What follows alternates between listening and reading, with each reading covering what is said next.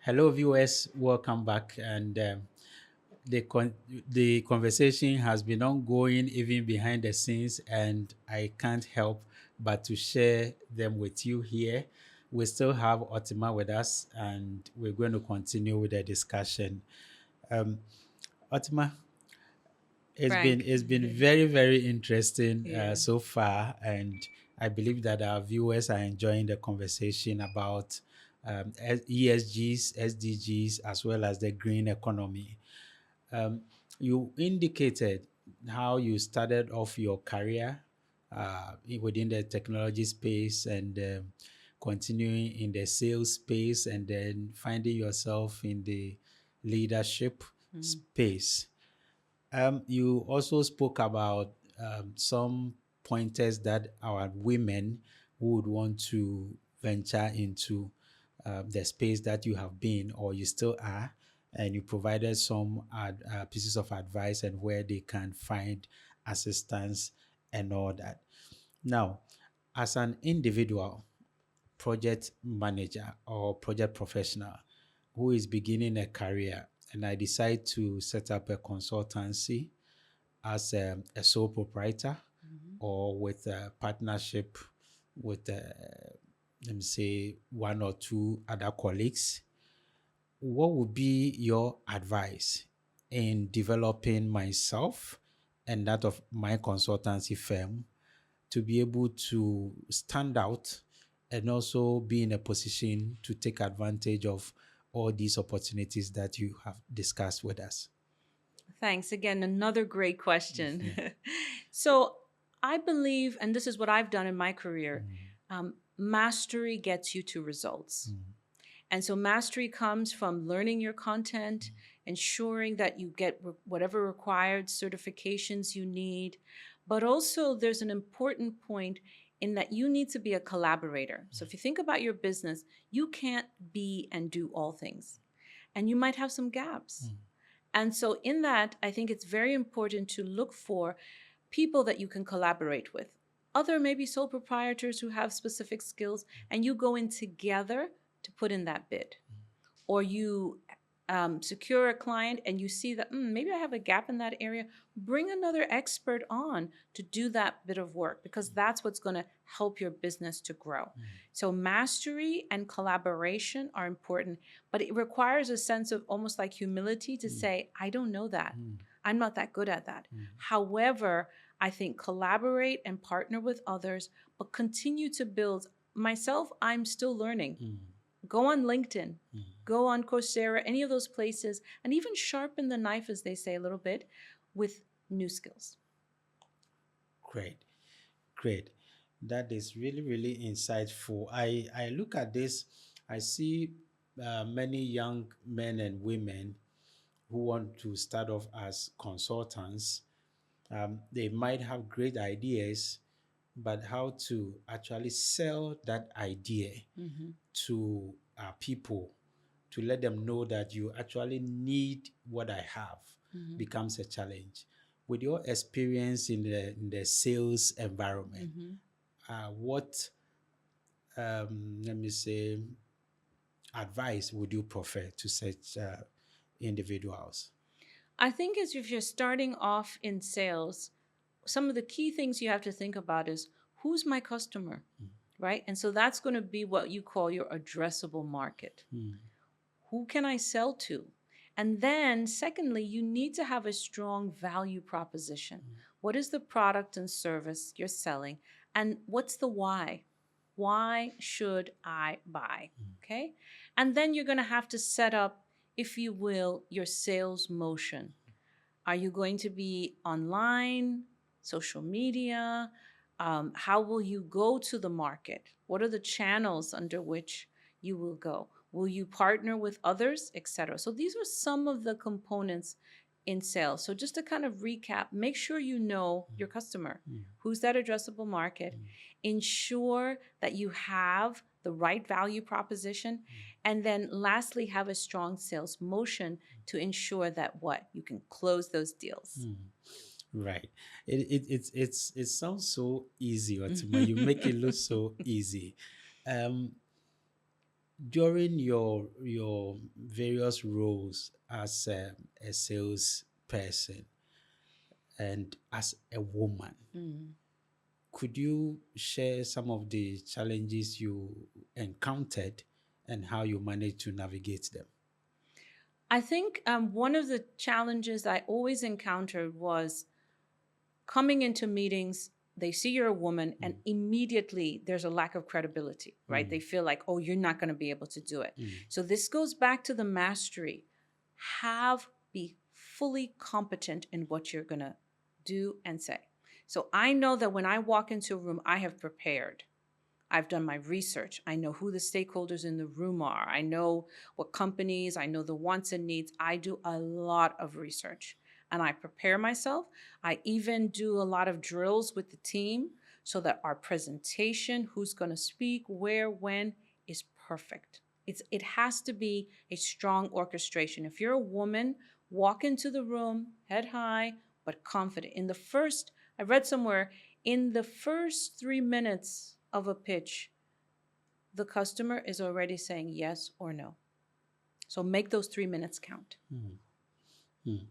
It is said that no matter how big or impactful your organization may look, nothing gets done until someone sells something. Exactly. So it is important, just like you rightly mentioned, within that first 3 minutes, and you need to make an impact.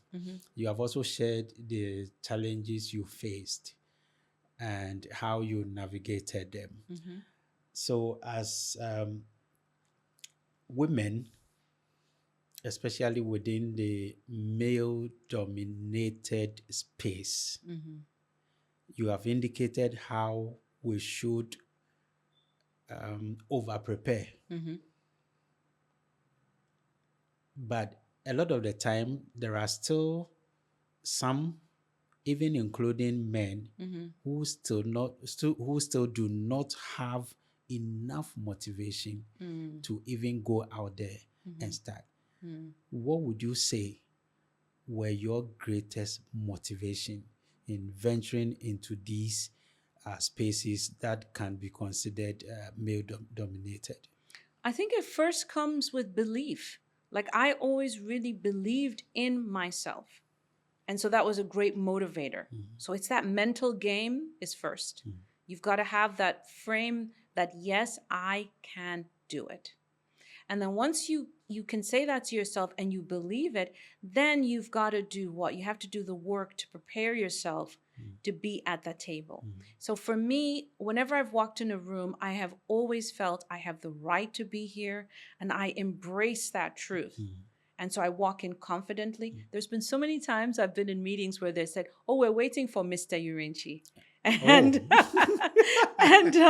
I walk in and there's a shock. And yet, what do? I deflect it and make it a warm experience. I said, oh, but it's me, and then we laugh about it. But I also, in the over preparing, I'm also very sensitive to culture and community.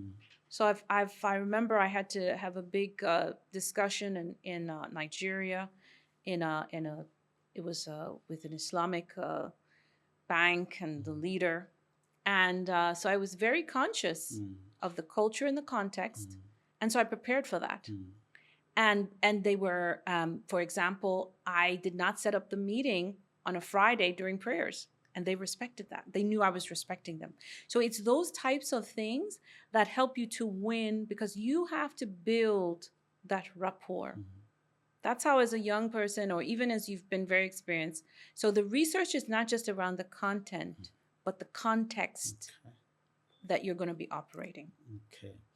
And that is part of stakeholder engagement. And if your stakeholders are very much aware that you have their needs, you know about them because you really want to engage them, it makes it easier, and they are also much more flexible in dealing with you. And that is very great. I think I wanted to add to the point. There's also the skill of managing the objection. Okay. right? So objection handling. How do you, so there's always going to be that person in the room who is not for you and not for your product, okay? And so how do you handle their objections? That's where some people get thrown off. Yeah. And what I've always sought to do is to understand why they're objecting. So once you understand, and so start to ask them the questions. It's a technique, you know. Ask them the questions. Oh, Kwejo, you don't want to go to the cloud as a bank. Have you had some experiences? What, you know, so lead them into explaining to you what the problems are. Well, see that it's a difficult thing when it comes to taking criticism. Some people are just unable to take criticism. Once you have a differing view from theirs, you become an automatic enemy and they will stop to engage you. So you're bringing in a very important perspective where getting to know much more about why the person is objecting can even bring out certain requirements that you could incorporate into your product and make it better. And that is coming in very, very handy. You, even though we are discussing this with specific focus on women in how women can be empowered and all that, I am very much sure that everything you have said here pertains to the men as well, because over preparing a man, you can also over prepare and also stand tall wherever you find yourself. So you see one thing in Ghana, we have lots of consultancies or consultants in silos. And you mentioned collaboration, how collaboration could help us hone our skills better and also scale our businesses. In your experience, what has been the case in terms of collaboration? What has been your experience with collaborations? I think when you're starting out younger, people may not want to collaborate as much when your business is new. So it's not an age thing, but it's they really want to get a foothold. That's been my experience. But what I find is that the companies and what I've done, even in my new business, I have collaborated and we've seen the scaling. There's a multiplier effect that is undeniable. And so what I would recommend is it's not about you having to give any equity in your business or whatever, but you can be deal specific. You can set up collaboration agreements that cover a body of work. And I think that helps people feel confident that I still own my business, but at the same time, I'm leveraging. The other thing you can do is focus on getting expertise. So let's say you have a statement of work and then maybe it's time and materials or whatever. Maybe bring in an expert in that area for that defined component of the statement of work. And therefore, they're going to help you, but they're not, let's say, part of the whole deal, right? So I think those are some of the things you can do practically to help yourself scale, particularly as you move up. Okay. Well, that's very interesting. I was having a conversation with a friend who are into some business, and we're talking about the lapses within their operations. And one of the things that came to the fore is about transportation. They were able to get things done on time, but when it comes to the transportation of the finished products, there are delays because of the lapses in getting vehicles to transport them. Then we're discussing how they could go into transportation as a side business. They said no, there is no way, because that is another heavy area they wouldn't want to venture into. Then we also discussed partnering with an existing transport company. Then they also said they have tried, but the charges will take away everything that is coming in. So these are real challenges. Whilst considering the collaborations that you mentioned, these are real challenges that exist, that you could bring somebody for the real purpose of a particular scope of work Mm-hmm. or statement of work, but they come in and you realize that Yeah. their expertise and involvement is going to take away everything. Yeah. That is real. How do you deal with such situations? So, I mean, and I've worked on very sort of large, complex tenders where we've had to have multiple levels Great, deep great. of partnerships. And one of the things that's super important is in that vetting process. How can they effectively meet the demand of that component of the scope? And that they also, you need to establish clear KPIs with them around their performance. And then additionally, you as the, let's say, prime, you also have the responsibility, because sometimes the primes, I've been on both sides. Sometimes primes, they may not pay on time. They may not honor their commitments. So I think about it as mutual commitments, committing on both sides. So if you cannot, and then you need to sort of architect your agreement in such a way that there's opportunities, if it's not working, that you can move out and replace. So that's very important. So that's been my experience. You do have a lot of challenges in complex kind of deals. But what you have to do is the vetting, very important. And number two, have the ability to exit people if they're not performing, because you have clear KPIs. You see, when it comes to some of these exits, some of them can really create bad blood. And I see, or I glean from your submission, that it may stem out of lack of clear goals and lack of clear KPIs.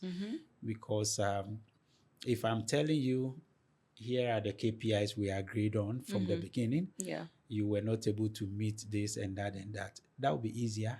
Because of that, you need to go. Exactly. But if there was nothing like that, we wake up and say, the way things are going, I think you need to get out. That would obviously create a bad blood. Yes. So starting off a collaboration, what template would you suggest? What should be the content of that template that will bind us? Yeah, so of course, first we have to understand that scope. And then in terms of the relationship, there must be clear roles and responsibilities. And then there should be clear KPIs that measure the performance. So in the top of it, you have the goal. So our goal is to deliver, X amount of goods in this amount of time frame, right? So there's clear measures. And then you must also have review periods, because you can't just come up and say, oh, we've terminated. You must have review cycles. So that also needs to be built in. So there's clarity on the roles and responsibilities. First, the goal, clarity on roles and responsibilities, clear KPIs. And then what is also very important is the review periods. So we would sit all the time in big consortiums, whether it's the weekly or the monthly or quarterly reviews. You need to build the rhythm of that business in. Is very important. So the reviews become the milestones. Yes. If I attend the first two reviews, I will know how it is going. Yes. And so if I'm about to exit, I will know. You will know. That is very instructive. Yeah. And I believe, viewers, this is a template that you can easily adopt in order to look well or better into your next collaboration, or even revisit your existing collaboration and make it better. Otima, before we go, we have spoken a lot about ESGs, SDGs, green economy.